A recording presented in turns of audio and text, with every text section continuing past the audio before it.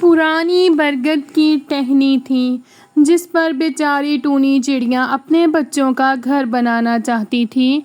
इस बरगद के खोखले तने के अंदर इतना सारा सोना था कि किसी पक्षी की सारी ज़िंदगी के लिए बहुत था। लेकिन टूनी चिड़िया का इस सोने के साथ कोई लालच नहीं था।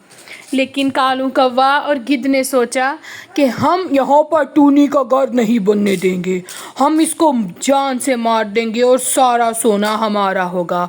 फिर दुष्ट गिद्ध ने ऐसा ही किया। उसने टूनी चिड़िया की बात सुने बगैर उसे चोंचे मार मार कर मार दिया। तेज़ बारिश थी और टूनी मर गई। टूनी बहुत चिल्लाई, मेरे छोटे छोटे बच्चे हैं, मुझे मत मारो। दिन गुजरते गए, कभी सुबह तो कभी शाम।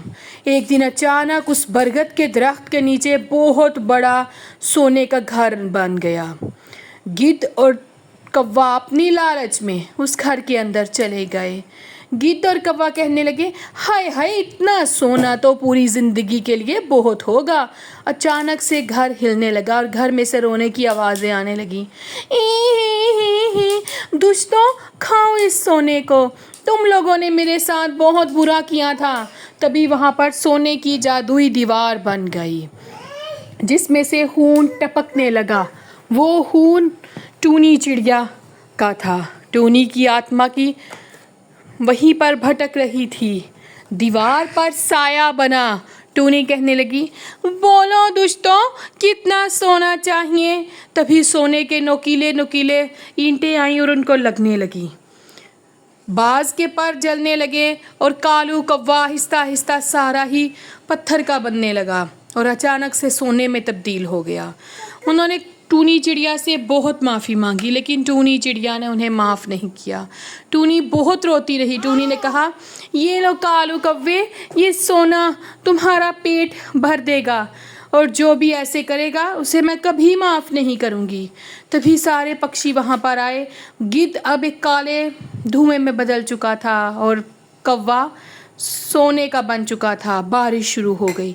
टूनी चिड़िया बारिश में बोली, जो कोई किसी के साथ जुल्म करेगा मैं उसको मार दूंगी। मैं यही हूँ, इन दुष्टों ने मुझे मारा था सोने के लिए। अगर कोई पक्षी लड़ेगा तो मैं उसको भी मार दूंगी।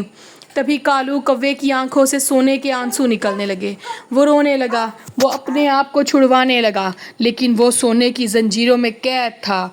टूनी, मुझे माफ़ कर दो। टूनी, मैं आइंदा कभी कुछ ऐसा नहीं करूँगा। लेकिन टूनी चिड़िया ऐसा नहीं करने वाली थी। बारिश होती रही।